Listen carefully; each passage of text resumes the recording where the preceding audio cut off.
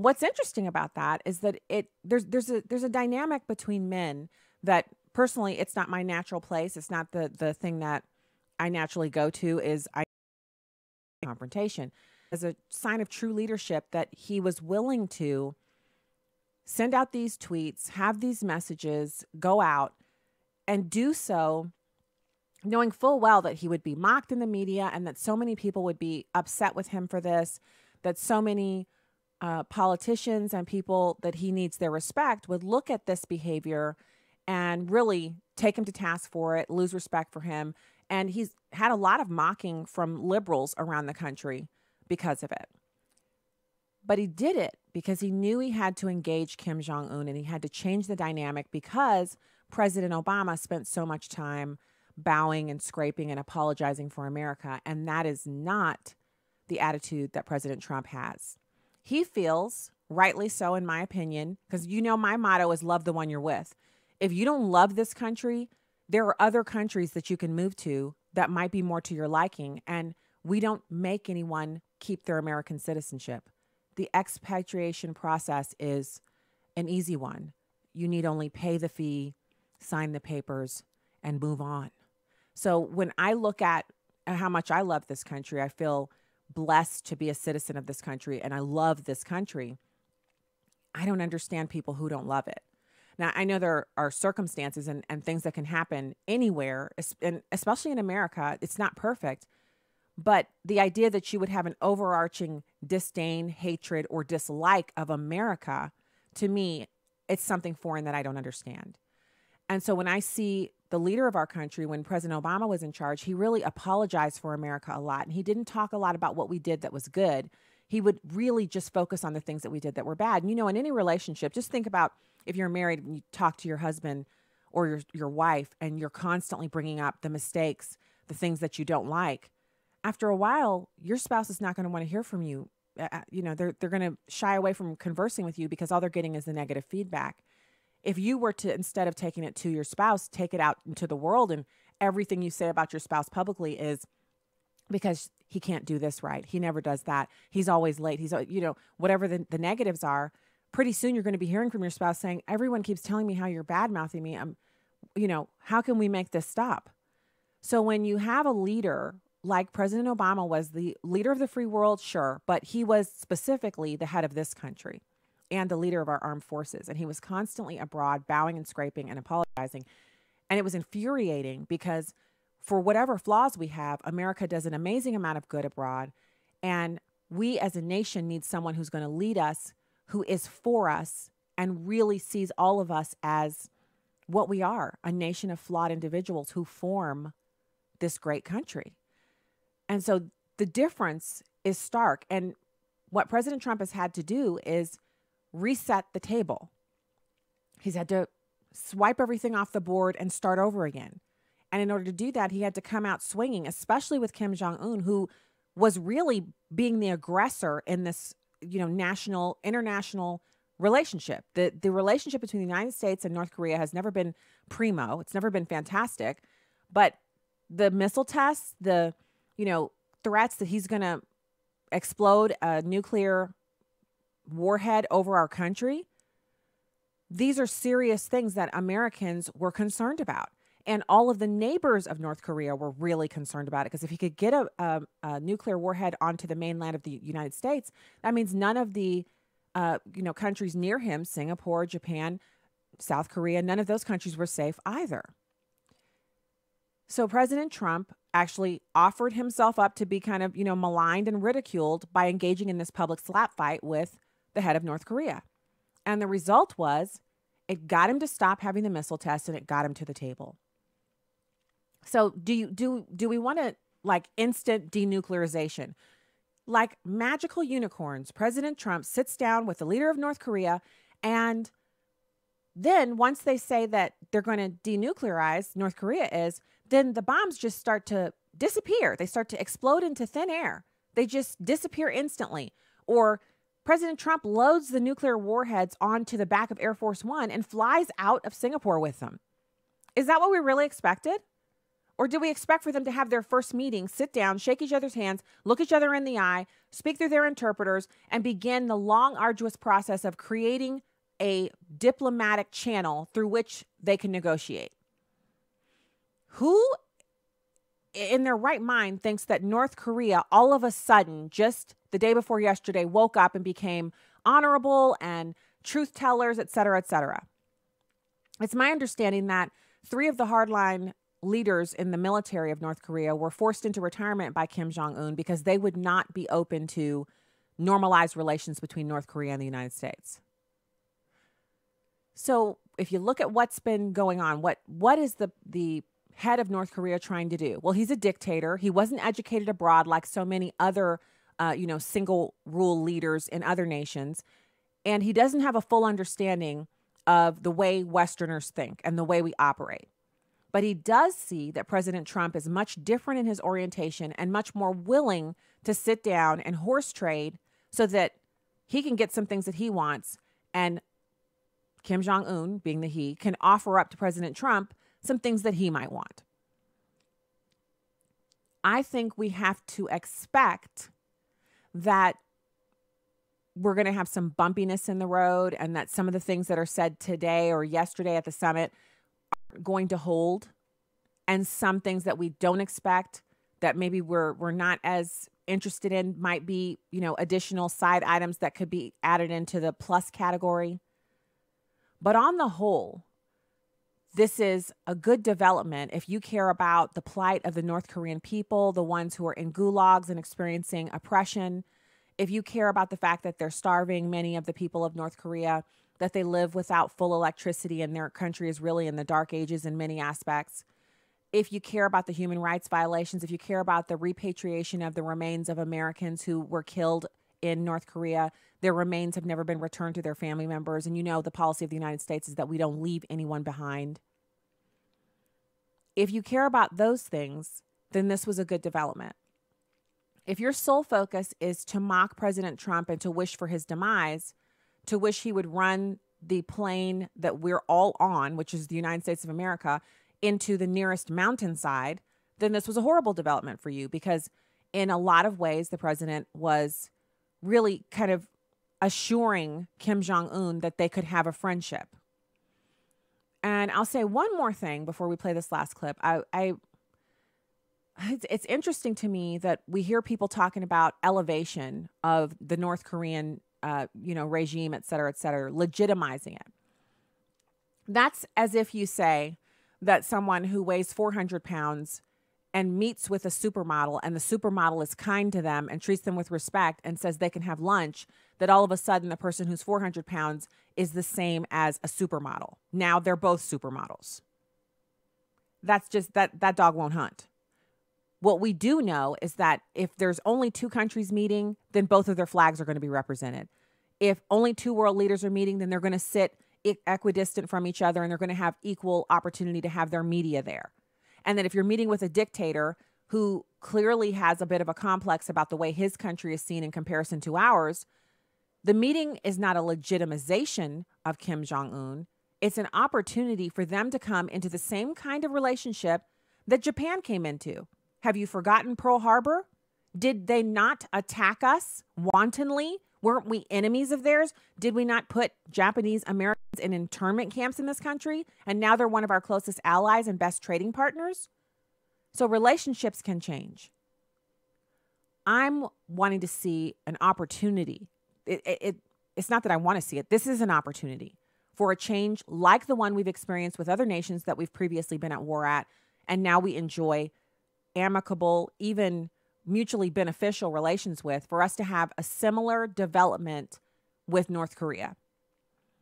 And where the rubber meets the road is if the American people, who I feel the bulk of the American people, even Democrats, even, hardcore leftists, those who aren't, pundits on TV, are actually quietly hoping that something good can come out of this. They might be very skeptical, but they're hoping for the best, which is all we can do. Hope and pray for the best. Pray for President Trump to make good, wise decisions, that God would guide his hand, that he would give him wisdom and strength in this situation, and for everyone else who's involved, because it's going to move from now being the meeting of the two world leaders to Mike Pompeo.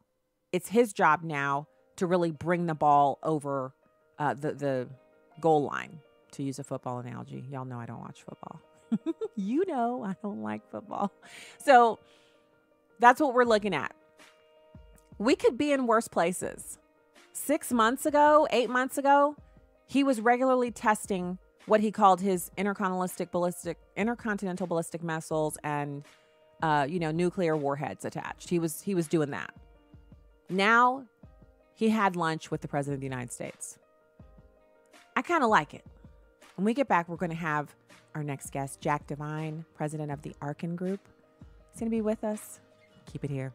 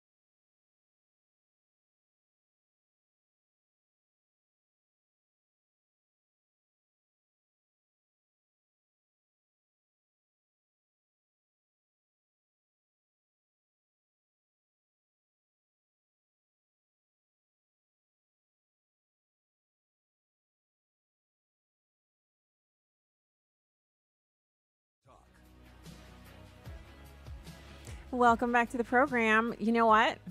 StaceyOnTheRight.com. At Stacey on the Right on Twitter and Instagram. Follow me. You can do all that good stuff.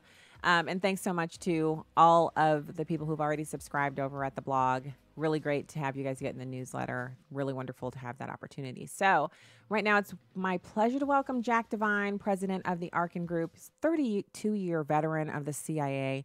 Jack, thank you for joining us. It's my pleasure, Stacey. So let's talk a little bit about the summit. I am not a cheerleader for the summit. I don't feel like all is right with the world and we don't ever have to worry about nuclear warheads again. but I'm not a naysayer either. I'm not over here, pessimistically counting all of the things that weren't what I wanted. I'm kind of in the middle, kind of expectantly waiting to see what develops here. Is that the proper position to take? Well, I think it's a prudent one. My own sense is I'm more optimistic than I was 6 months ago. I mean, I've watched this over the years where Kim and his family have done a kabuki dance with us. I really think it's different this time, and and I said in the last 3 months, I think the definition is at least sharper in my mind. I think this is a huge accomplishment, getting him to the table and him wanting to be at the table. I mean, I think it was a brilliant move by Trump to walk away when Kim started to play their usual foot shuffling game, and I think it sets the tone on the seriousness of this. I know there's a lot of pundits saying, "Oh, there's so much work that has to be done," and it's all true. But I think it's important to get the first step right on these things, and I think I must say I'm optimistic over what I think I'm looking at right now. So let's talk a little bit about the dynamic. There's been much ado made about the placement of the flags, the fact that President Trump touched Kim Jong-un's shoulder a couple of times. Kim Jong-un touched President Trump's back and his, upper arm a couple of times. They smiled at each other. People seem shocked that they were making overtures to try to demonstrate that they were open to just meeting. I thought it was kind of normal when I see people meet for lunch, business people meet and introduce people to each other. They often one will put the hand on the shoulder and kind of turn to the other. I thought that was kind of normal. Do you see negative? Yeah, I think this is nitpicking, looking for a fight where there isn't one. In fact, this is the way normal people deal with each other in order to establish rapport. Touching, I'm not a psychiatrist, is part of it. What struck me, which I thought was more interesting than that, was I captured the picture of Trump when he does the handshake. If you look at it, he pulls Kim towards him. I mean, this is, sort of body language 101, how you engage somebody and you pull them towards you, that your partner's in something. I think the body language was quite appropriate. It was modulated, and I think it's a mistake to overanalyze it. There's a point that I would make which is interesting here. I spent most of my adult career in and around the diplomatic world and the government world, where process is really important, and preparing for the meetings and having the sober, cold exterior, if you will, in your meetings.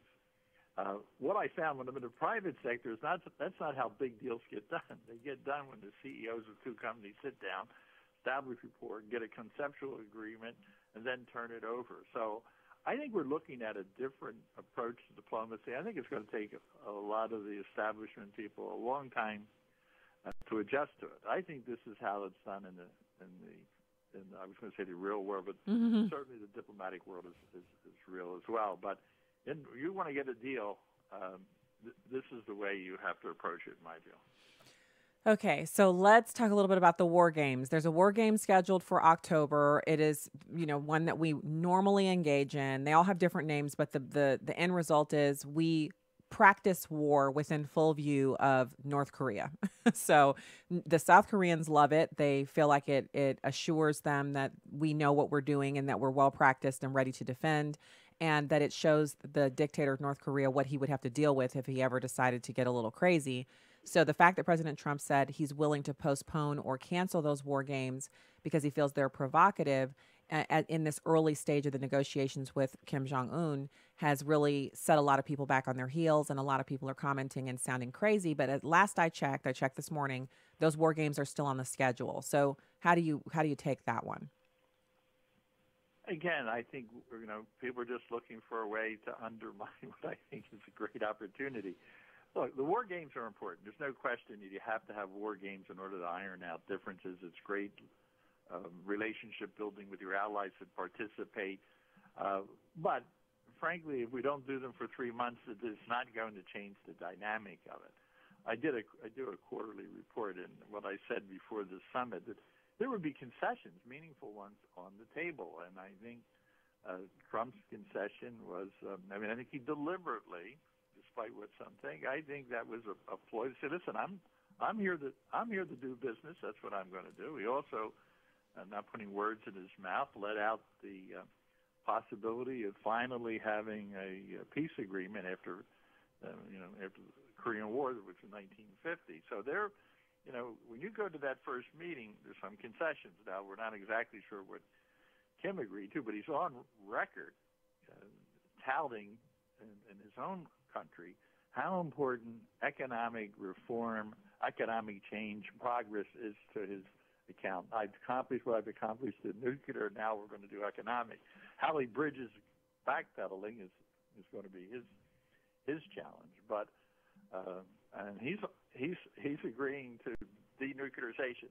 The thing that's different is that I don't see us going through. Everyone's talking about this 5-year process and so on. I think this thing is either going to be taking shape in 3 to 5 months. I mean, taking shape, really looking whether it's going to be the real thing or not.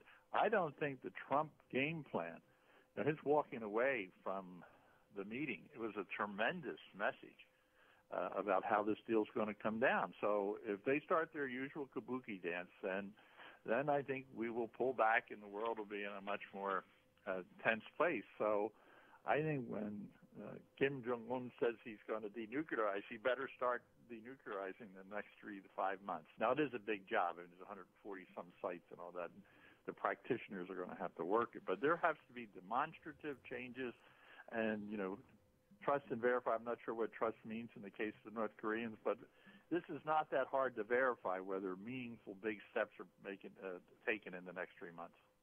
Yeah, I love that you pointed that out. First of all, that data point that you just shared, 140 sites, means this isn't going to happen overnight. But you have pointed out that the president has a way, his more than one way of watching and verifying whether or not steps are being taken. That's the first thing. And the second thing is, I do think there's a lot of power in President Trump creating the expectation for the dynamic by what happened a few weeks ago when he said, you know what, then the meeting is off.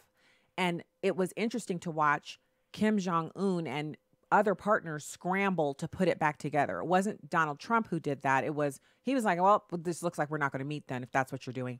And all of a sudden, all of the other parts were moving to try to meet what they felt like he was trying to convey.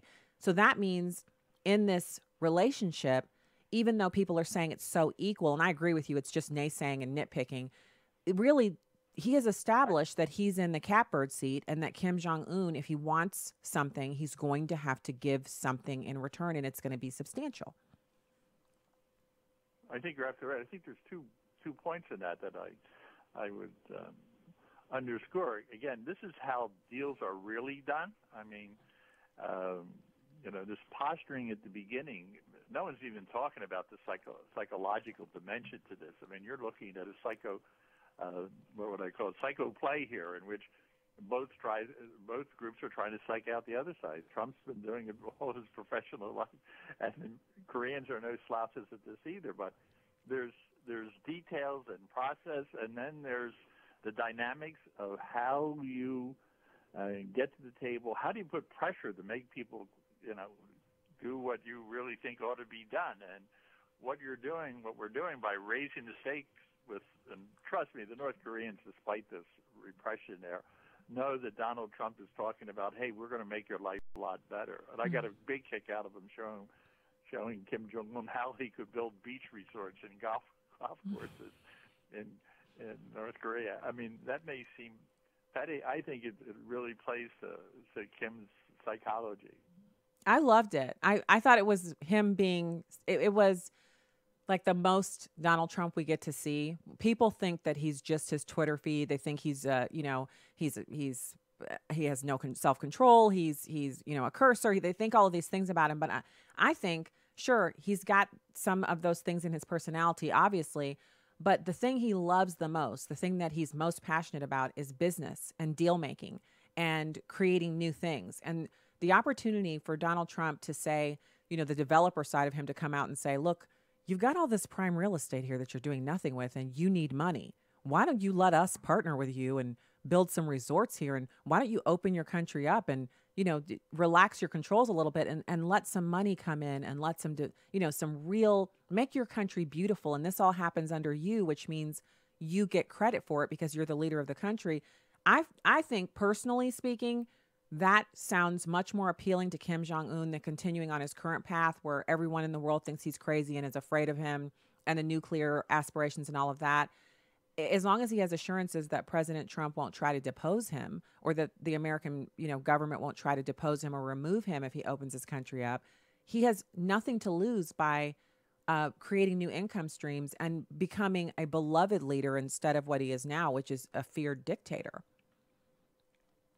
Well, I think that a lot of the pundits are saying, that Kim got this big boost by being at the table with the president. But, in the context of the perception of President Trump, the point that you made, I mean, this is a big deal. This puts a lot of air into the gravitas of the president. They both won on this. I mean, now both have high risk of, if it goes south, as much as you go up, you can come down on this. But I would say at this minute, his stature in an objective world has to be viewed as on the upswing, and this is real diplomacy. This is real international engagement. I mean, this is not trivial. So I think he gets big points on this one. I do too. So pivoting over to some of the things that are going on the home front, how are we to big news bits that are not maybe getting so much traction, but are definitely out there? Michael Cohen is expecting to be arrested. You've got the deadline for the information that Devin Nunes requested. That deadline has come and gone, and now he's putting the hammer down. He's saying, I will have the information that I've requested. So the Russia investigation, it's just plodding along silently in the background. And then you have the midterms coming up, which I don't think the Republicans want the investigation still going on during the midterms. The Democrats might want it to, but it's actually dragging them down too. Americans are exhausted by all of this and they're sick of it. Where are we? What do you see happening next? I do think there's an exhaustion on this, and it would have been better for all if we could cap it off faster. But this does seem to be the course that special prosecutors take. They drag it out. I do think they have to be mindful that the results of this investigation, depending on the timing, just the results of it can be viewed as politicization, in that sense that if it tilts the election, we just went through this in 2016. I think they have to be very prudent about the timing. If Mueller can't get it done by, let's say, 15 August, then I think it shouldn't be done until after the election. That's my personal view. Or otherwise, I think you're injecting. And we should have learned a lesson just in the presidential election. So I think if you can get it done, let's get it done. Let's get it out of the way, and let's move on. So, but I'm skeptical that we're going to get it done by 15 August. I'm so ready for it to be over. That's my arbitrary deadline. I like it. I like it. Once you get into the fall, this becomes a key issue in the election, and that's to me is inappropriate. Yeah, I tend to agree. In fact, I agree so strongly that I will be mentioning that Jack Devine has said August 15th, and I'm on board with August 15th. I think whatever the report says, just shoot it out, get it done before then so we can move. Because a good, clean November election would be such a refreshing opportunity for us to kind of say, okay, we had our November elections. Now it's Thanksgiving, it's Christmas, it's, the new year, and move on. I also want to say thank you so much. President of the Arkin Group, 32-year veteran of the CIA, Jack Devine, thank you so much for coming on today. Well, it's been a pleasure. Have a great day. You too. Have a great day.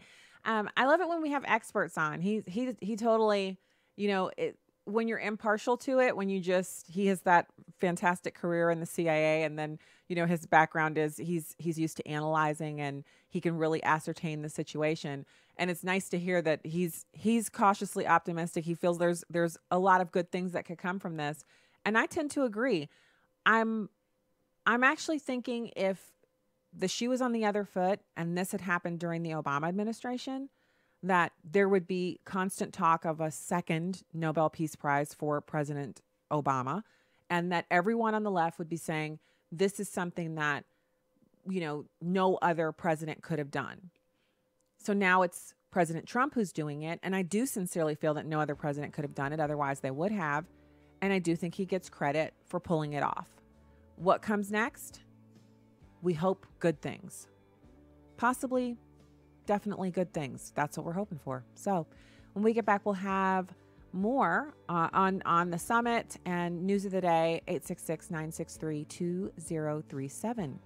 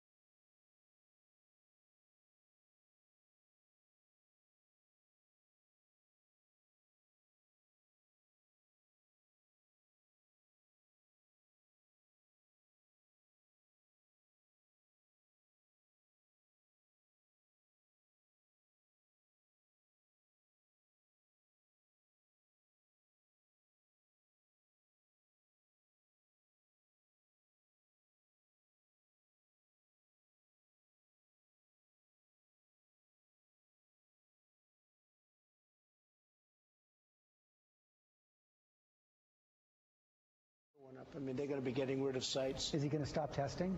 He's going to stop testing. Well, he already has. How many months has it been, George? 7, where there's been no missiles going up. And he's been committed no missiles to not flying starting over. that up again? Oh, he's committed to not do that. It won't be happening. That won't be happening. He means it. He really wants to do something, I think, terrific for their country. And it's the only way it can be. It's the only way it can be terrific. Well, you know, if you look at, if you talk to the experts, you can't just do it immediately. Some it takes a period of time. Well, somebody said 15 years if you go rapidly. But when you're in a process of doing it, you're really dismantling. In other words, you can't do anything during that period of time. But they have a process for getting rid of nukes that does take, it's not like, oh, gee, we'll get rid of them tomorrow. It just can't be done scientifically. But they're going to do it. They're going to start immediately. They've really already started. They blew up a site which was the real deal site. That was their big site. They've blown it up. They're getting rid of things that haven't been mentioned in the document. They're getting rid of certain missile areas, and they're not going to be sending missiles up. Oh, welcome back to Stacey on the Right. This is the President of the United States describing, he's sharing what he can. And I'm going to point out that those who were saying yesterday and the day before and for a couple weeks leading up to this historic meeting that the president was unprepared, he's been preparing for this for decades. There's something to be said for understanding that he's not going to telegraph his every move before the actual event. And now that it's over, you listen to him talking about it, and he sounds pretty knowledgeable, doesn't he? Do you think he just got all that information yesterday when he was sitting at lunch with Kim Jong-un? No, he's prepared. And I'm just, when do we as a nation say, we want to see our country do well. We want to see our president doing as well as he possibly can for us on behalf of our nation. So I believe we had clip 2 that we didn't get to in the first segment. And I want to listen to that. He's talking about Kim Jong-un denuking the whole place, starting very quickly.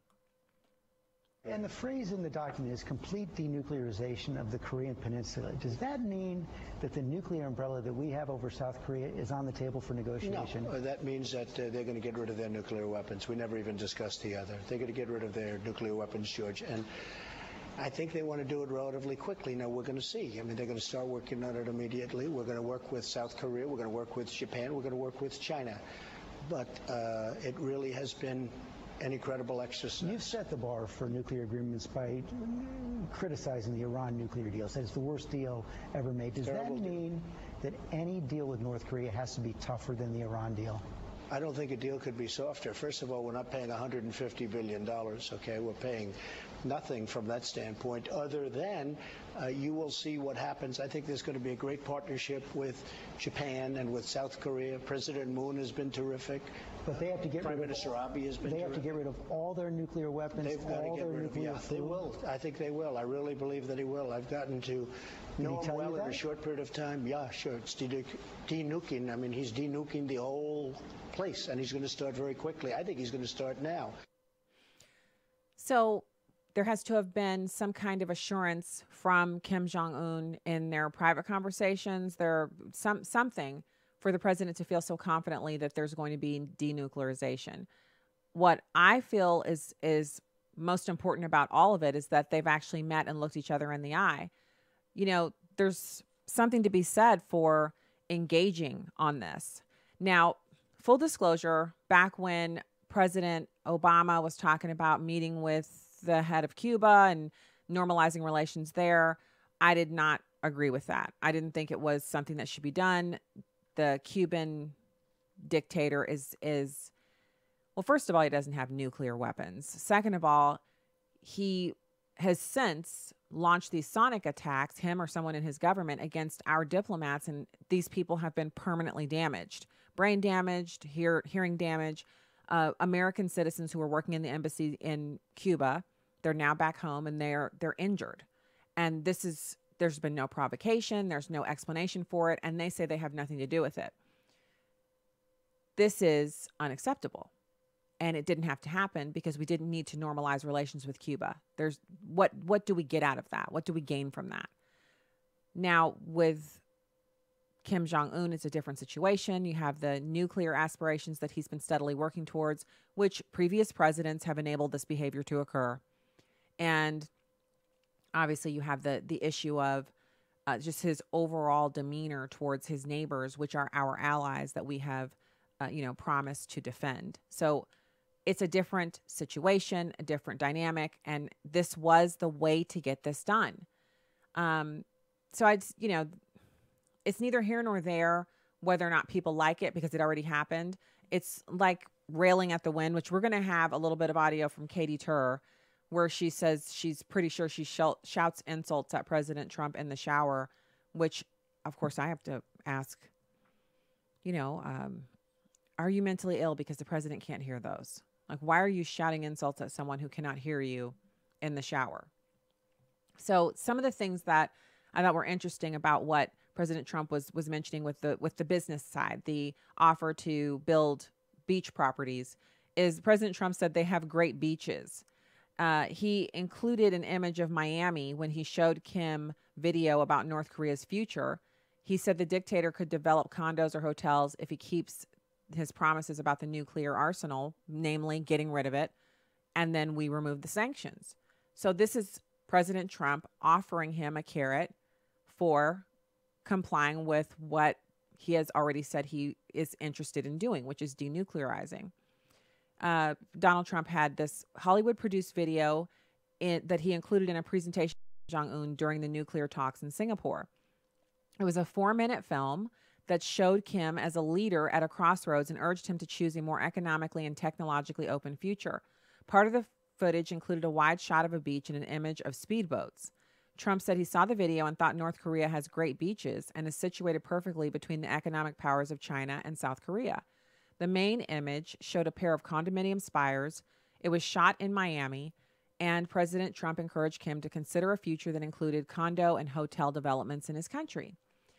So this is different than what we would have seen from President Obama, who would have taken strictly diplomatic means in order to look, we're going to keep the sanctions on. If we remove the sanctions, then you'll have much more money with which to do things to improve the lives of your people.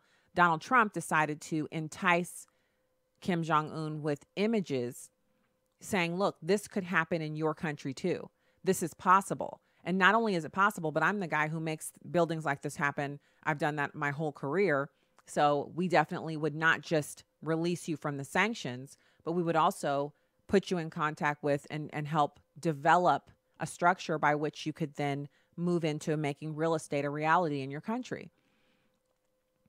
The unspoken ... after that is, obviously, you wouldn't just put up the condos on the coast.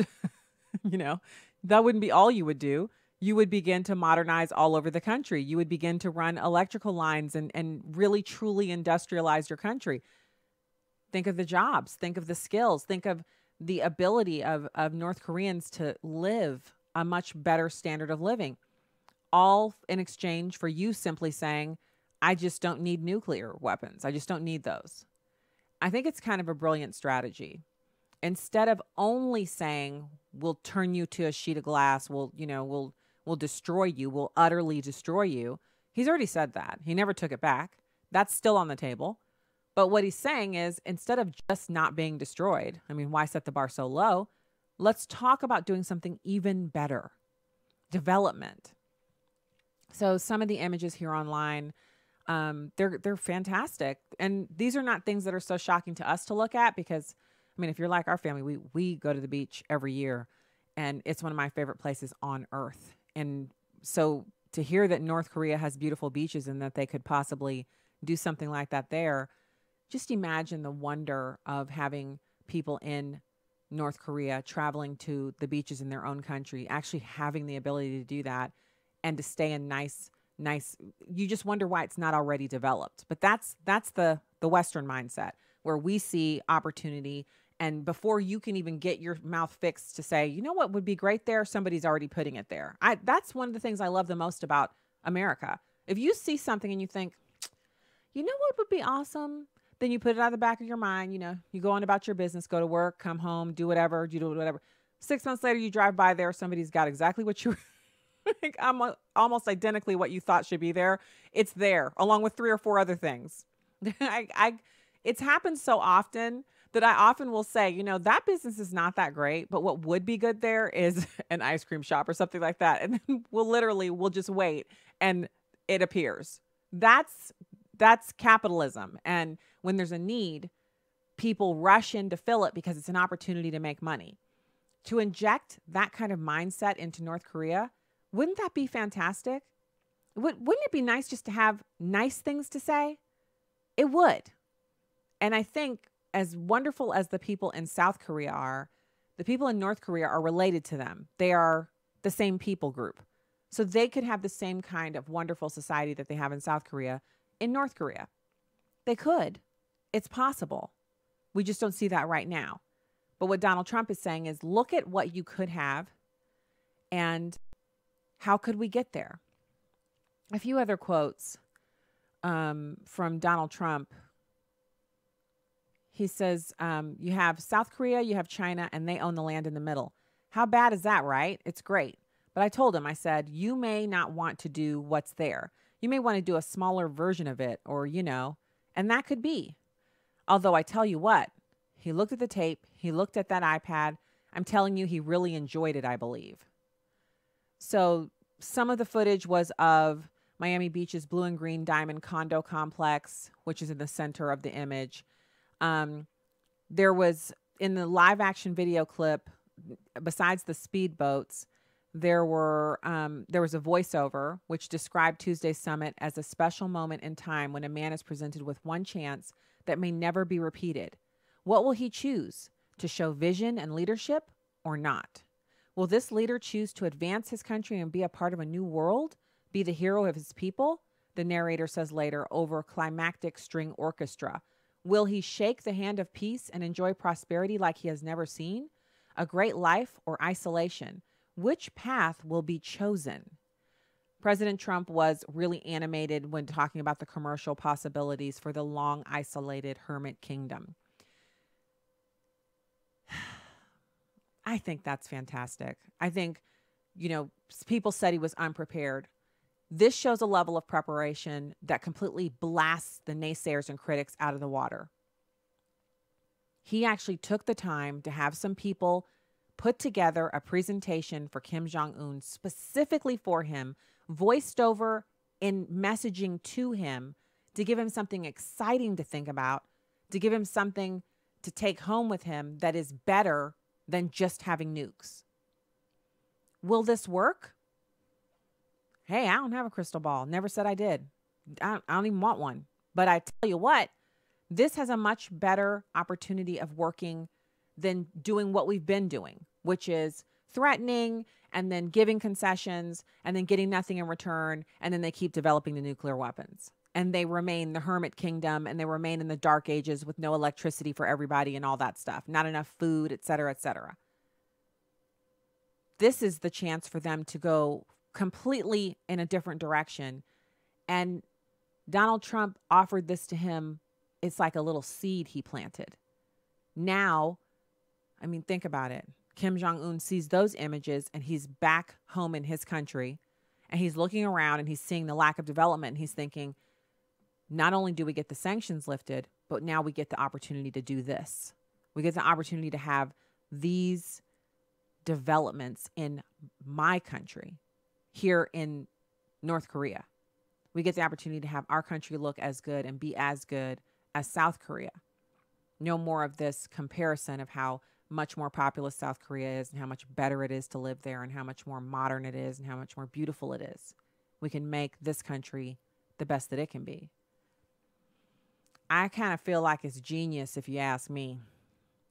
Total genius. It was a heavily produced video made with both Korean and English voiceovers. It portrayed Kim Jong-un as a man with a choice, moving his country forward or backward. Images in the video included many of smiling North Koreans.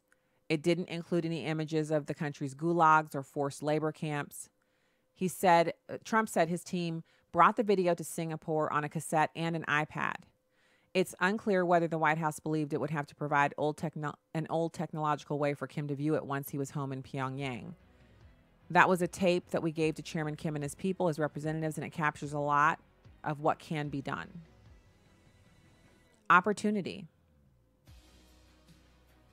Sorry, I just can't find a way to hate that. I think it's fantastic.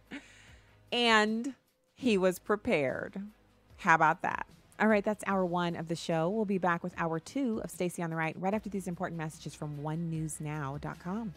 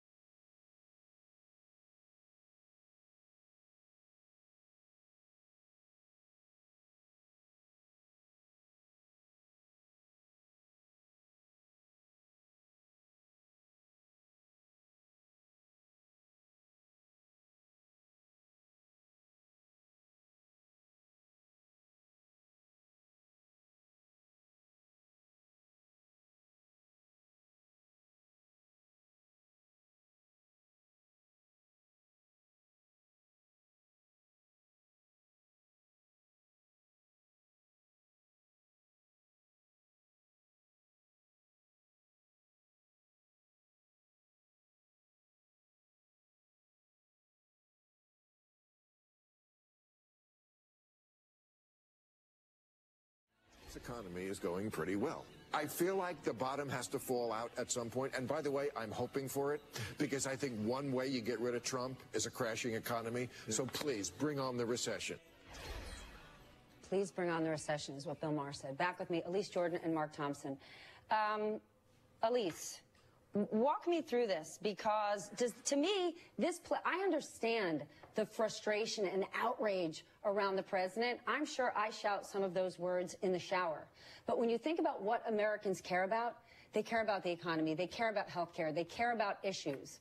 And many of them believe, whether he is or he isn't, that he's delivering for them. So when you see celebrities say, I hope the economy bottoms out to get rid of Trump, I think that helps Trump. It does. Welcome back to Stacey on the Right here on Urban Family Talk and American Family Radio. My pleasure to be with you. Thanks for tuning in today. What? So this audio of Bill Maher on his program, he says that as long as the economy is booming and there's full employment, that it's going to be really hard to get rid of President Trump. And if you want to see him out of here, then you need to be praying for a recession. And the reason he can say that is because he's worth $100 million. $100 million. Now, he lives high off the hog, so he makes $10 million a year from his show on HBO. And then he has $80 million. It's a guesstimate, best guess of his 4% stake in the Mets, which he actually purchased for $20 million. So that's quite a return on investment. And as long as it stays within the Mets, he's not paying any tax on that growth. Not yet. So I can tell you that if there's a financial downturn and you've been earning $10 million a year and you have assets of 80 million, some liquidity of 20 million, the financial downturn will hurt you, obviously, financially, but it will not place you in the kind of straits that you're no longer able to make mortgage payments or your electric is about to be shut off, anything like that. He won't be skipping meals. He won't be canceling appointments with his haberdasher. He will still live high. And the most important point of that is that Bill Maher is wealthy enough and well-known enough that he could simply choose not to live in the United States if a recession were to take over or a depression. Any kind of serious economic downturn, he is insulated from that impact by his wealth. That's why it's so interesting to hear him say, well, we need to be praying for, because if you want to get rid of Trump, it's going to be necessarily painful. You just need to go ahead and, which is similar to what you heard Bernie Sanders say. Bernie Sanders has also, if we need single payer, is what he says. And in order to get to single payer, it's going to necessarily be painful for a lot of people. In other words, some people are going to have to die. Not me, I own 3 houses, but others of you folk might find it hard to get care. You might find it like the Canadians do. They don't just run across the border to buy milk and dairy. They also run across the border to get surgery and to have diagnoses delivered to them. Because in their country, where they have single payer and they claim they love it so much, they have obviously the public health care and then they have the private health care. And the private health care is the good stuff. The public health care is what everybody has to pay for, but not everybody can access because there just isn't enough of it to go around. That's what Bernie Sanders wants to bring here to America. I have to say, on a side note, that I was kind of satisfied. I'm going to say kind of. I was fully satisfied to see that the Democrats have decided not to let him attempt to hijack their next nominating actions for their primary processes by requiring that you actually be a Democrat in order to be a part of their group. If you want to run for the president under the Democratic banner, you have to actually declare that you are a Democrat. I mean, how you like me now, Bernie? That's all I got to say. I think that's really smart. So, in addition to Stephanie Ruhle and shouting insults at President Trump in her shower and calling out, she's correct when she says this is a bad strategy for the Democrats. We kind of pivot back around to President Trump and his comments about the POW remains. So it's not just prisoner of war remains, there are also remains from people who died in North Korea during the war. So you've got a lot of remains. And normally when they've returned remains to us in the past, we pay them about $1 million per set of remains. But there are apparently thousands of remains that still are over there. And families have constantly petitioned the United States government to do something about it so they can get their loved ones back here to the U.S. to be buried on American soil. Well, this is one of those situations where, yet again, the president proves the naysayers wrong because he's not only aware of the situation, but apparently it's something that's top of mind for him. It's number 7. The horrible record that they have on human rights. Was that discussed at all? Is that something that you will tackle in the Yes, it was discussed. It will be discussed more in the future, human rights. What was also discussed in great detail, John, was the fact that, we have, and I must have had I just countless calls and letters and tweets, anything you can do. They want the remains of their sons back. They want the remains of their fathers and mothers and all of the people that got caught into that really brutal war, which took place to a large extent in North Korea. And I asked for it today, and we got it. That was a very last minute. The remains will be coming back. They're going to start that process immediately. But so many people, even during the campaign, they'd say, is there any way you can work with North Korea to get the remains of my son back or my father back? So many people asked me this question, and I said, look, we don't get along too well with that particular group of people, but now we do. And he agreed to that so quickly and so nice. It was really a nice thing, and he understands it. He understands it. So for the thousands and thousands, I guess way over 6,000 that we know of in terms of the remains, they'll be brought back. The POW MIA issue clearly is a very important one for thousands. Especially to a lot of people. It is. It's important to the families that they have lost loved ones there, and they want the remains back here in the United States. And it's a great thing to know that the president is not only aware of the issue, but that he wants to take care of it, and that it's a part of what he's looking to get in return for the different things that the Kim Jong-un regime is asking for. The things we're asking for in return include the remains of our American citizens, all of them returned to us. One fell swoop, get it over with, stop inching and pinching. It's a good thing for us that's a part of what he wants to do. I think just like it said in the video that President Trump had made to share with Kim Jong-un, the video closed out with, a new world can begin today, one of friendship, respect, and goodwill. Be a part of that world where the doors of opportunity are ready to be opened. Investment from around the world where you can have medical breakthroughs, an abundance of resources, innovative technology, and new discoveries. Sounds pretty good. So we'll see what happens. Over at National Review, they had a little bit of a breakdown by one of the authors there. And I think it was an interesting breakdown grading the summit. Jonah Goldberg wrote the piece. And I thought it came down in the middle, considering that Jonah Goldberg is a bit never Trump. He actually had some points that he made about whether or not it was a success. And under a success, he basically, listing the things that would make you believe that the summit was a success, such as general improvement in the relations of North Korea being a desirable end, caring deeply and sincerely about the return of American remains from the Korean War. If you were one of the people who thought we were on the brink of war last fall when they were tweeting back and forth and all of the testing was going on, and that you want talks instead of fighting. If you think North Korea deserves to be welcomed back into the community of nations and seen as a co-equal nation with the United States of America, and co-equal meaning we're all nations. I think our guest from the first hour, Jack Arkin, really made a good point when, look, these dictatorships can be recognized as nations. They can even take part in large governing bodies like the UN. But no one is fooled by their participation into thinking that their countries are desirable to live in or places that other people want to immigrate into. People know the truth. So this is not about fooling ourselves into thinking, A handshake and a slap on the back elevates an entire country to the same level as, say, the United States or Great Britain or Germany, industrialized nations where it's a pleasure to live.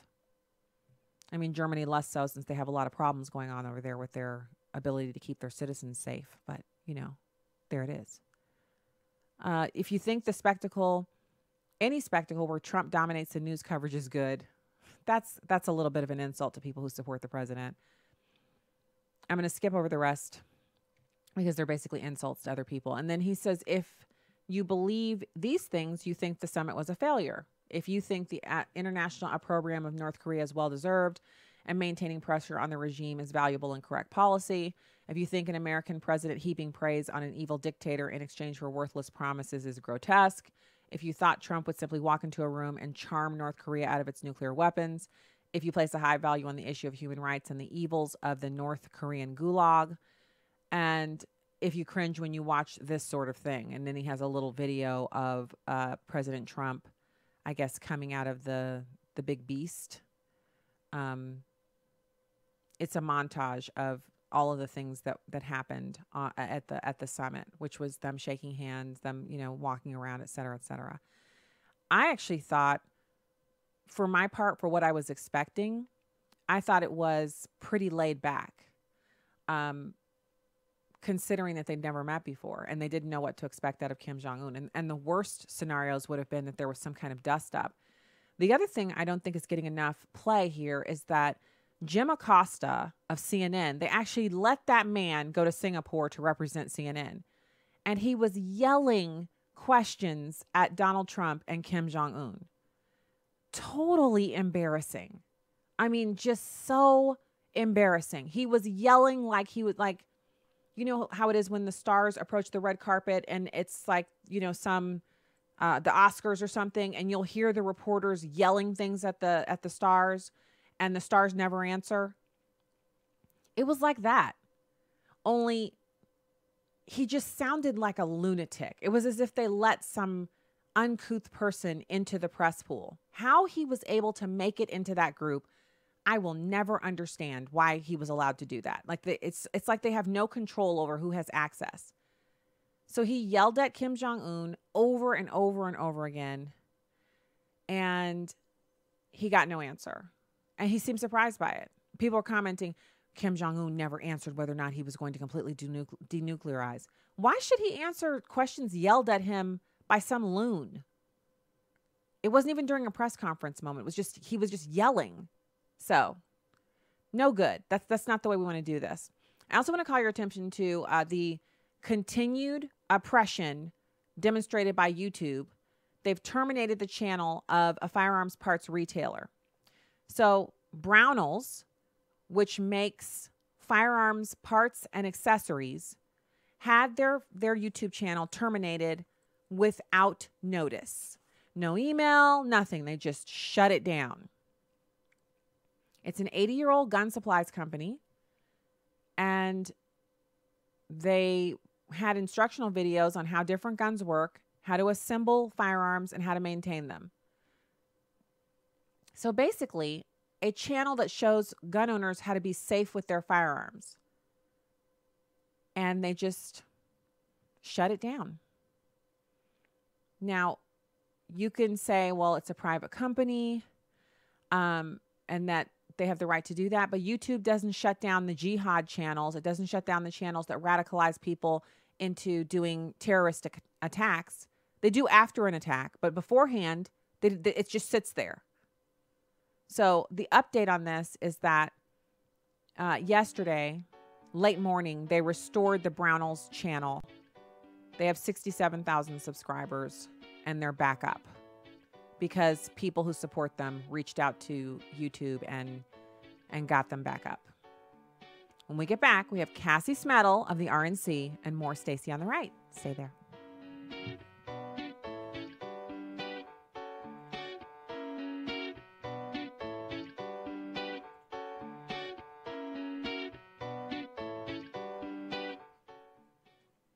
Hi, I'm Will Addison. And I'm Miki. From Airing the Addisons on Urban Family Talk.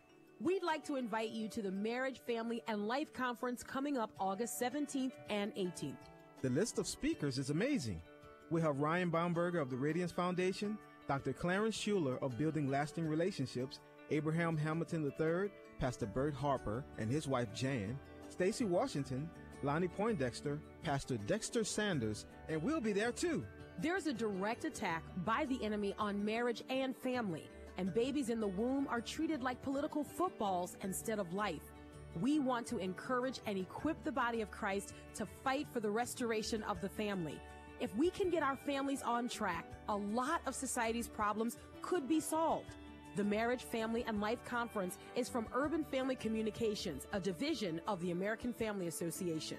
You can learn more and register at urbanfamilytalk.com. Hello, this is Bishop Harry Jackson of Hope Christian Church in Beltsville, Maryland. Jesus said you would do greater works than he did. We have been hearing all throughout this series is you and I need to trust the power of prayer.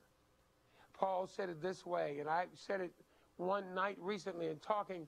I found out that God, Almighty God, is attracted to weakness. Paul said, when I'm weak, I'm strong.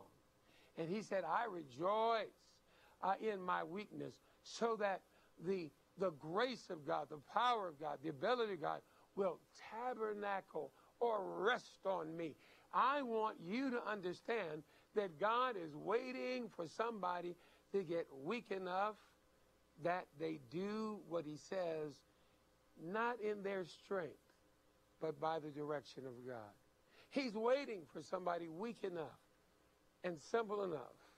And I believe, in a manner of speaking, the folks who've been greatly used of God in our generation have been common people, sometimes slightly eccentric, have some kind of little tick, some kind of little twist, some kind of little flaw in their character. And folk look at them after they get to know them well and go, Jackson, Bill, Jones, Smith? No way in the world he could have done any of that stuff if God Almighty had not been with him.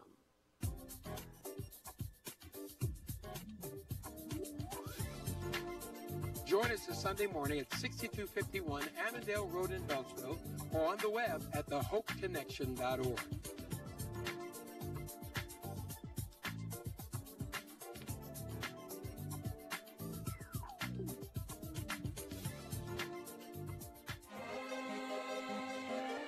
Welcome back to Stacy on the Right.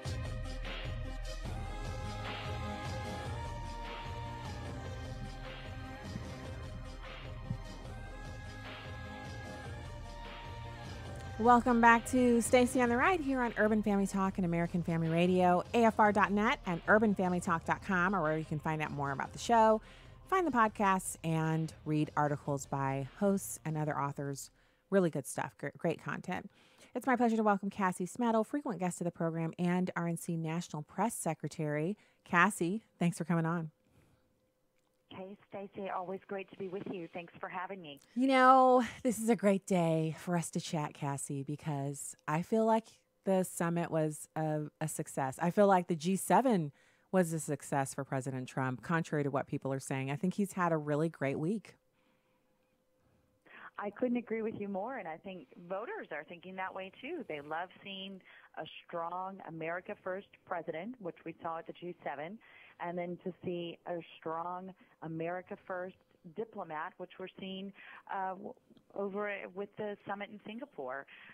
It's really nice and refreshing to see. It is. So when we hear people talking about the lack of preparation, and then we hear about it was like a marketing video about this is how awesome your country could be if you just give up your nuclear weapons. That was prepared by an outside company and voiced over in Korean and English to be given in multiple different formats to Kim Jong-un at the summit. First played for him and then left with him to take home with him, like a kind of like a gift baggie of sorts. Sounds like he was kind of prepared. Yeah, that he maybe thought through this. And, you know, it's always rich to me to hear people who are supposedly knowledgeable of how these things should work because they've been there in the past when they haven't worked, be the ones to say that President Trump's going about it the wrong way. That's kind of been a funny narrative that I've enjoyed listening to, and he just walks up there And he's saying, just as he did say, this is what I do. I go in and I have these conversations and I make these deals and I do these negotiations. That's his business. And, I just love it that he brought a complete marketing proposal. And it seems that they've struck up a good conversation. They have a good place to go from here. And no one's trying to say, okay, deal's done, pack up, this is all done and good. But what he's trying to say is, I've gotten further than anyone before me, and we are on the right path. And I think it's great. And one of the things I love is when Kim Jong-un tried to play ball with the president and backed out of his end of the deal a couple of weeks ago. The president said, no problem, we don't have to do this then. And then he said, okay, never mind, I'm coming back because I want what you're selling. And that's what we saw, the culmination of our deal maker president today. And I do think it's just the beginning of what I hope will be a great turn in this, what has been a very tumultuous relationship, not just with the United States, but with South Korea and the neighboring countries who I think are relieved to see this progress. Cassie, I couldn't agree more. In fact, hearkening back to that, because I think the news moves so quickly. Everything's happening so fast that I'd forgotten about the little dust up where everything was canceled. And the minute it happened, everyone who was saying, this is so dumb. How can president meet with, Kim Jong-un? He's a dictator. He has gulags. He's a horrible person. And then as soon as the president said, meeting's off, he's just, acting a fool. I'm not doing this. Then they were like, he's canceled. He's a wild rogue man. He doesn't do the things he says he's going to do. Look how he blew this. It's not Kim Jong-un's fault. It's his. Then the meeting was back on and they were like, I can't keep up with this. I'm going to stop complaining for 5 seconds. I know, you're so right. And do you know, I just happened to notice that, do you know what happened on this day? This is the anniversary of Ronald Reagan telling Gorbachev to tear down that wall. Oh, is I it? can't help but think. Yes. Wow. And do you think that there were those at that time, and maybe if we had had Twitter and 24-hour cable news at that time, who would have told Ronald Reagan, he's nuts thinking he can get Gorbachev to do this and trying to claim victory in this moment. And look, we turn to that moment as the turning point in the Cold War. And if mainstream media could bring themselves to do it, and some of them, to their credit, had a little moment of this morning, just a little moment of it, but to say maybe this is the historic moment and we should give it credit for that and give Donald Trump credit for this. But, I noticed that on Twitter this morning, and I thought, oh, how fitting. I don't know if someone else put that together in their planning stages, but that was a fun coincidence to put together. I love that. I love the coincidence of those two moments. I don't know if it was intentional, but it's mighty fine work if it was that those two things are near each other. I have to say, Cassie, so when President Reagan said that about the wall, I was growing up in Germany and I'd been to the wall before. I'd seen it. And they had tours. You could actually go through the wall and take a bus tour of East Germany. And it was like going from colored world to black and white world. It was like, night and day. And I remember taking that trip with my parents on a weekend excursion. And then I remember the president, so at the time it's President Ronald Reagan, he goes up, he stands in front of it, he says, Mr. Gorbachev, tear down this wall.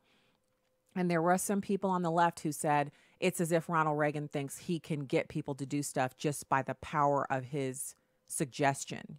How arrogant of him to think he can stand in front of this wall and will it to come down.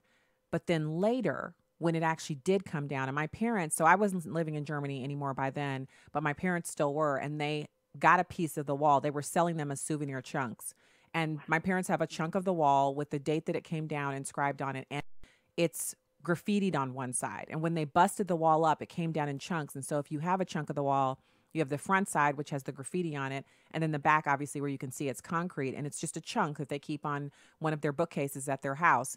And I remember my mom saying, and she wasn't a Ronald Reagan fan, my parents are Democrats, but she said, people really made a lot of fun of him when he told Gorbachev to tear down this wall. And she said, now all of us as Americans, especially those of us who served over here in the military, to have a chunk of this wall that we get to carry around the world with us wherever we go live. She said, it's kind of stunning. It's stunning that he addressed that world leader from that spot and said, enough of this has to come down, and that it eventually happened. And that's coming from my mom, who, she's one of the biggest, most hardcore, staunchly Democrat people you'll ever meet. But the acknowledgement of that is proof that, when something happens, you can't deny that it happens unless you're just delusional. And so, if history should shine upon the president's actions here today, I truly believe that the meeting, the shaking of the hands, the sharing of the iPad with the promotional video, the lunch, all of it, it's the pivot point, because this is not the same offer that Kim Jong-un and the Kims have been made from previous presidents. This is the first time they've ever been told, instead of us just sanctioning you, why don't we build some condos? Why don't we would you like a Riviera? How about some medical advances? How about joining the rest of us and having electricity 24 hours a day? Does that sound good to you? Because we'd like to help you out with that. That's a different offer. Absolutely. And wow, let me just say, I feel like every time we talk, I hear another story from you that leaves me more in awe of you and your family. That's just incredible. It's a pretty cool story. Oh, yes, that's incredible. And as you tell it, you can't but think of the parallels between then and 1987. And I just double-checked to make sure, I fact-checked myself, so that Ronald Reagan said, Mr. Gorbachev, tear down this wall on June 12th, 1987. Mm-hmm. So the anniversary is today. And, of course, the meeting was technically yesterday, last night. But but that parallel, and you can't help but see that and exactly what you're talking about between the summit and at that time. And I am so hopeful and optimistic that my children, and maybe it's my grandchildren, but will know a very different world, and will know the United Koreas, and will say, yeah, this was the moment. We had a president who didn't shy away from taking that step and seeing what's possible. And I look forward to that moment, of course, and maybe we can have a retelling of the generational retelling of where were we on this day. Yeah, it would be awesome, because it is an opportunity. Because if I was actually reading, I can't remember what, because I've been trying to read as much as I can this morning, post summit, but I was reading about people kind of basically talking about how Pearl Harbor happened and how the Japanese were our mortal enemies. And now they're they're our bosom buddies and trading partners. And really, we love the Japanese country. We love their people. They are American citizens, many of them. We have many, many Americans who live as expats in Japan. And so we're very close. But if you'd said, a year after Pearl Harbor to Americans at that point, we will one day be closest of allies with Japan, they would have said, no, we won't. We're going to turn their entire country to a sheet of glass. We're going to do whatever we can to destroy them. Okay. And so it's a similar thing that over decades, as things develop and times change, that we can see normalized relations. And it could very well be, definitely I think my grandkids, because my kids are teenagers, that they might be, we're just getting back from touring the Korean, Riviera or whatever they call it. They'll have some fancy name for it that's technological by then. And I'll be like, I remember when it was North and South Korea and the Koreans didn't even have electricity. And they'll be like, oh my gosh, Grandma, that's like 100 years ago. One can only hope. And I think that's what we should want, of course, all around our world. And that's what we're supposed to be striving for, right? And so, yes, I choose to believe this to be a very optimistic day and a historic day. And I give President Trump all the credit for taking, being that, I don't know, the right word's escaping me, but daring, adventurous to say, yep, I dare to believe this is possible, and I'm willing to do what my predecessors were not. And it certainly seems as though between his team and if it was at his direction or what have you, that they planned accordingly, and it seemed to have been a productive visit. I love that we didn't know. So instead of him saying, I'm taking a promotional video on an iPad and we're going to talk about, such and so Riviera, to give the news media a chance to tear that idea down and to give Kim Jong-un a chance to kind of think, why would he want to talk to me about that? To kind of poison the well against him. He just kept everything close to his vest. He didn't talk about his preparations at all, but he went there and he did actually, in my opinion, it had to have been a wow moment for Kim Jong-un. Instead of being spoken down to or talked to only about the negative aspects of his culture, the gulags, the torture, all of that, which we all know it's going on and we all know we hate it. He knows we hate it. There's been no change in the dynamic there. But for the president to say, so here's the lay of the land is we all know what kind of country you have.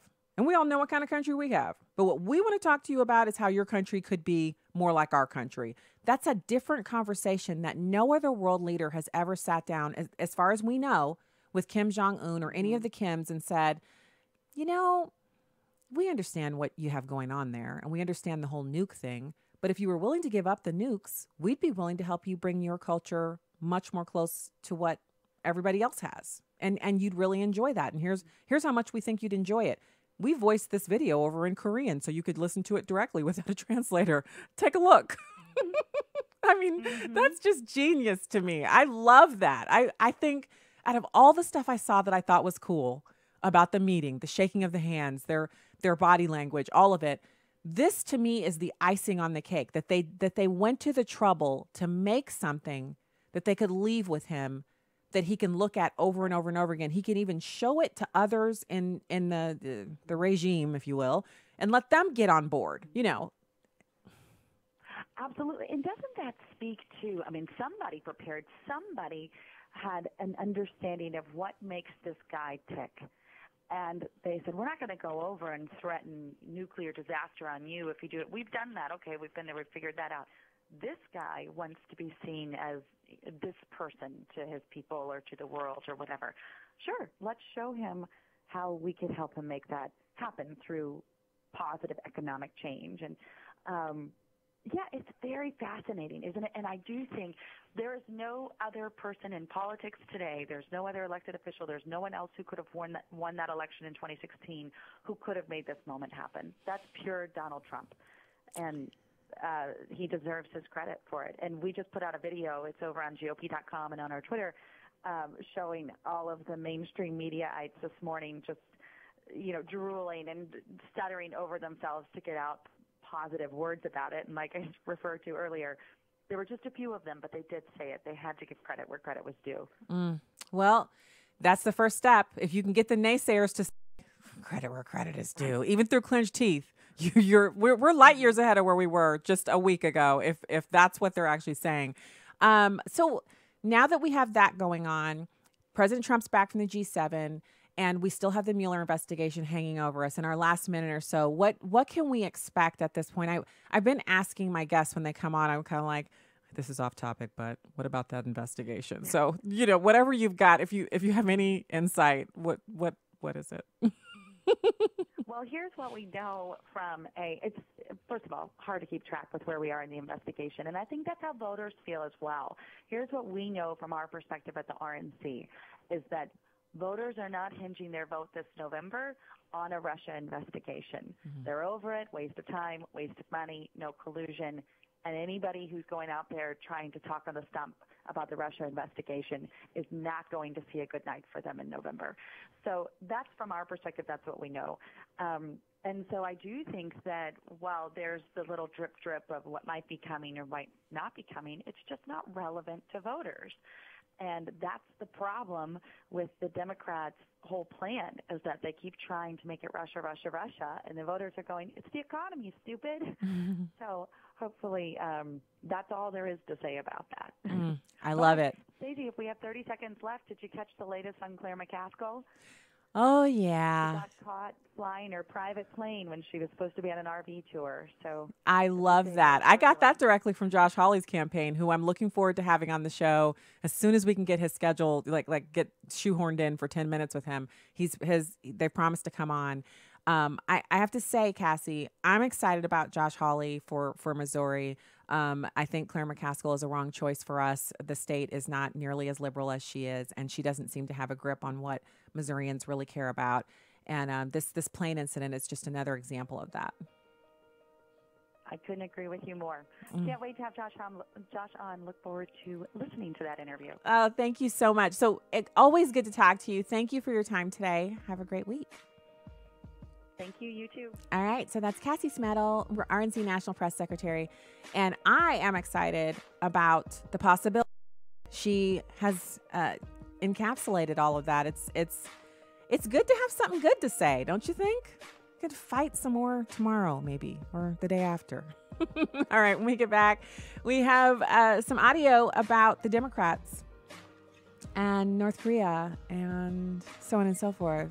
And your calls, 866-963-2037. Stay there.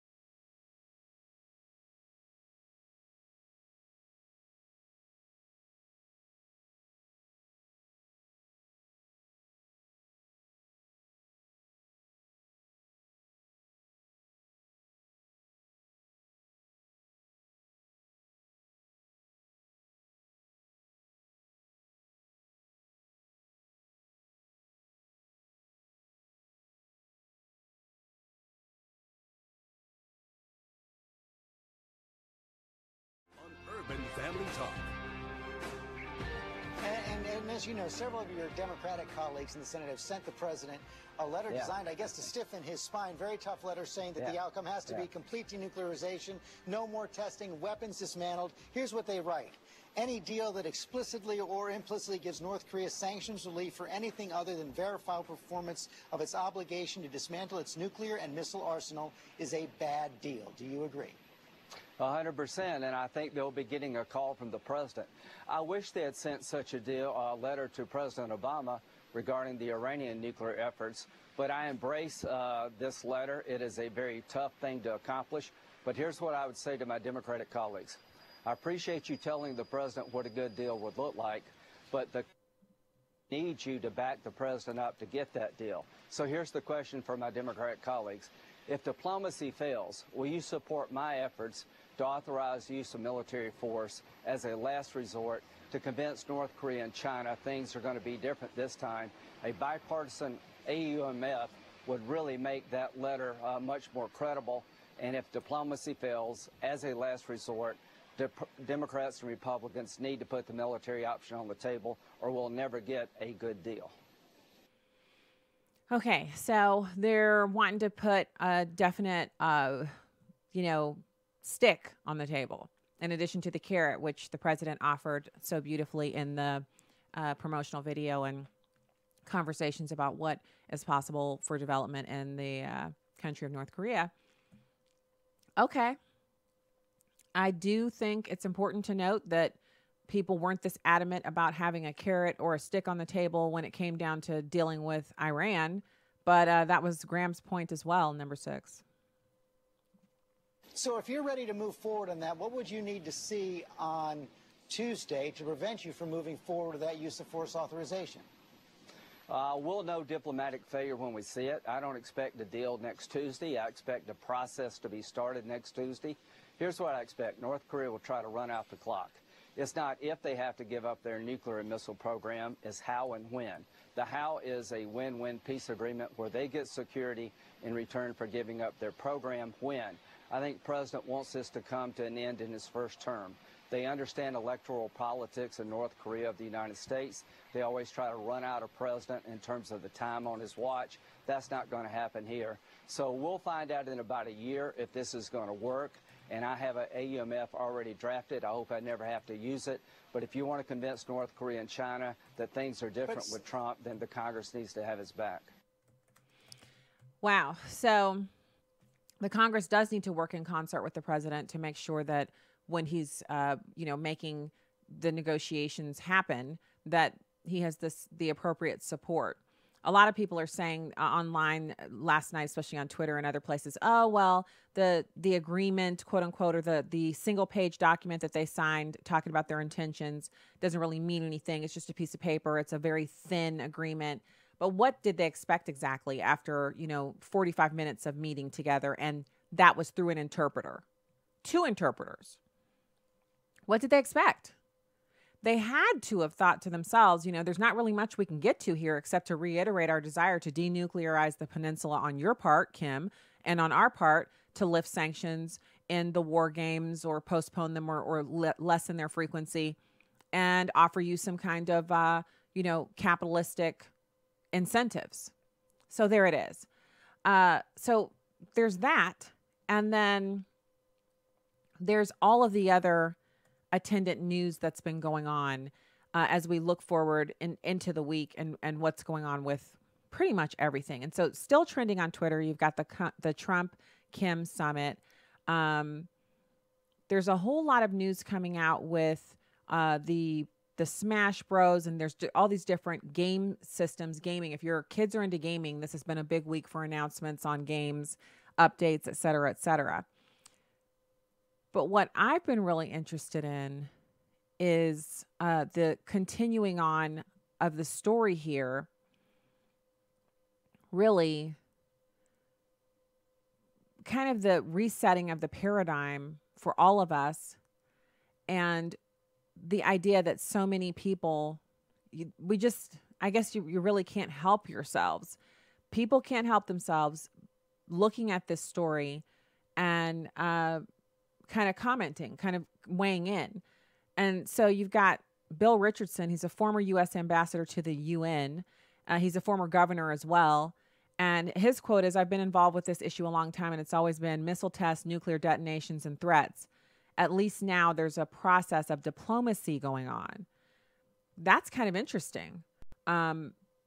He's hardly someone you could consider to be a huge Trump supporter.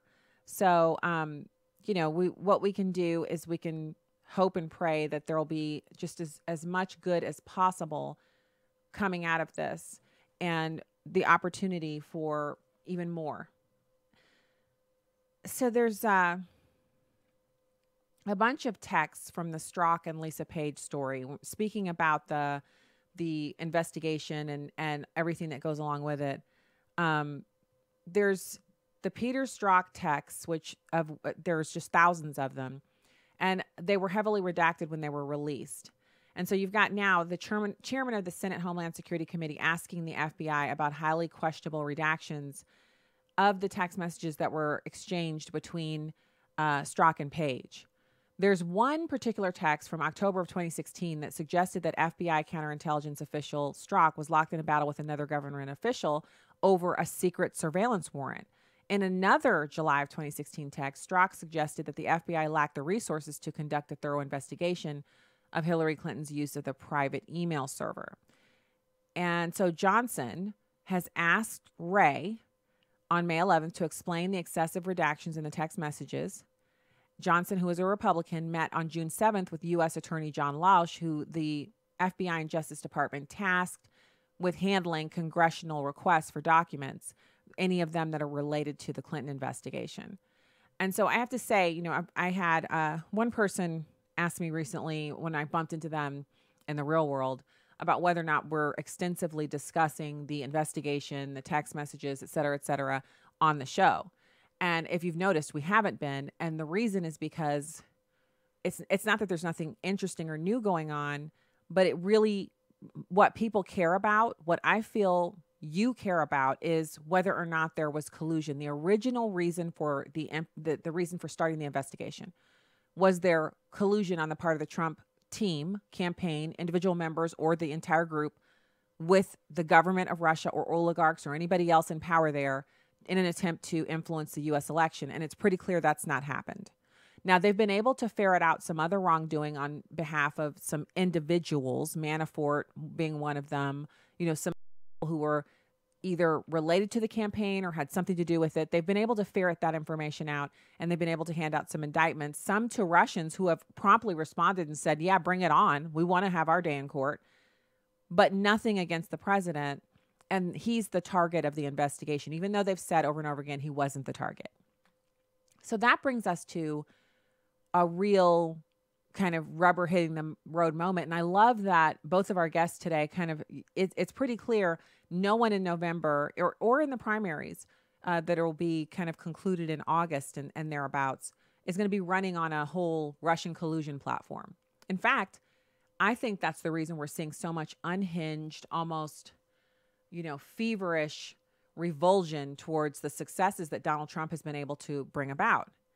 And of course, I give glory to God for the wonderful economy that we're experiencing and all of the benefits that come from that, where people are able to do things. They have some money in their pocket that they can do things that they couldn't do before. I believe that is a blessing from Almighty God, and it is wonderful. But it's no secret that God rewards obedience and good behavior. And he rewards wisdom. When you make wise choices, you get then to reap the benefits of those wise choices. And so seeing the jobs and the economy after the tax cuts, it just, they go together. They're not happening independent of each other, and it's an accident. And so wishing for a recession, the way we heard the HBO person wishing for this recession to happen, Bill Maher, it doesn't happen on its own. Recessions aren't like magic where you just wish them into being.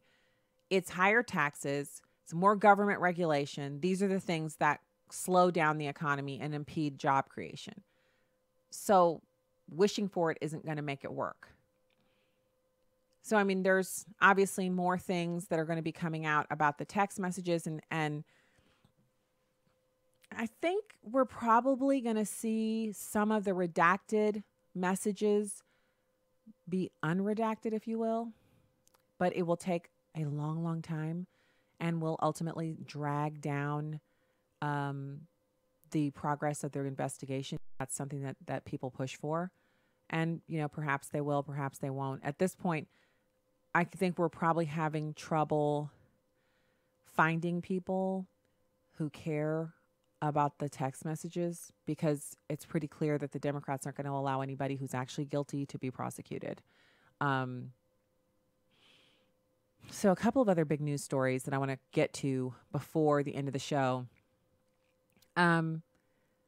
What's funny to me is that this keeps happening to people that we know. And by this, I mean some heckler interrupting Joe Biden's book tour, accusing him of molesting children.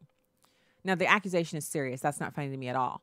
But that it's happening to Joe Biden after all the pictures we've seen. I mean, what's taken these people so long? He was accused by the heckler. He says, so obviously Joe Biden's in Wilmington, Delaware, and he's on his book tour, and it's Sunday.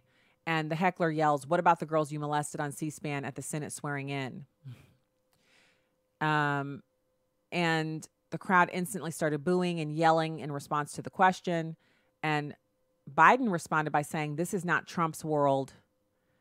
But then the crowd got upset again when he mentioned President Trump. Biden was actually in the middle of discussing his son's feelings on the Earl Bradley case, a pediatrician who was convicted of molesting hundreds of children. Beau Biden chose not to run for the Senate so he could focus on the case. Biden's America Promise tour focuses on his new book, Promise Me, Dad, A Year of Hope, Hardship, and Purpose, which revolves around the loss of his son, Beau Biden, to brain cancer back in the summer of 2015. The vice president is still considering a 2020 presidential bid, but says he won't make the decision until after the November midterms. And I just, wow.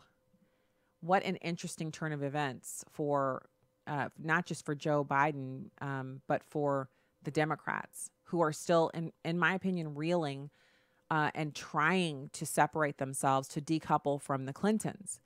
And the Clintons are not willing.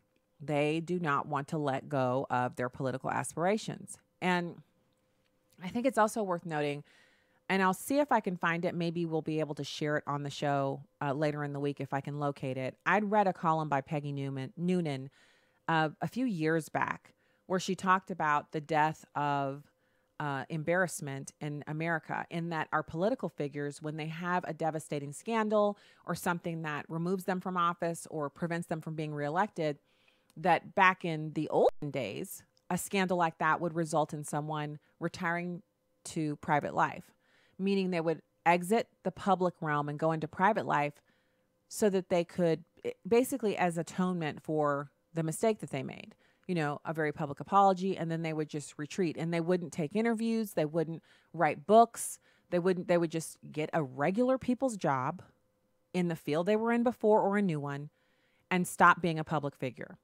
And the reason they did that is because they'd embarrassed themselves and they felt like they were no longer fit to serve in the public eye. Nowadays, you have people like President Trump. Obviously, he was in the public eye the whole time he's had difficulties, and he's still in the public eye as the president. But then you have people like President Clinton. President Clinton had horrible scandals while he was governor, and he went on to run for the presidency and won. He had horrible scandals while he was the president, and he went on to run for the presidency again. He had the ultimate and horrible scandals in his second term, which was obviously the Monica Lewinsky affair, and he just kept going. He's come out of the presidency, and his wife, of course, then keeps on running and keeping their name in the public eye. And Clinton now is back with a book. And he's in the public eye. And he did the speakers tour a number of times. It's as if they're all saying, the Clintons, we're never going away. And I for one think they could. They could actually go away and it would be okay. I don't think they're going to. But I'll find that article for you and I'll share a little bit of it with you here on the show. It was a really thought-provoking piece. Gives us something to consider. That's the show for today. At Stacey on the Right on Twitter and Instagram. If you want to keep up with me after hours, God bless. Have a great evening.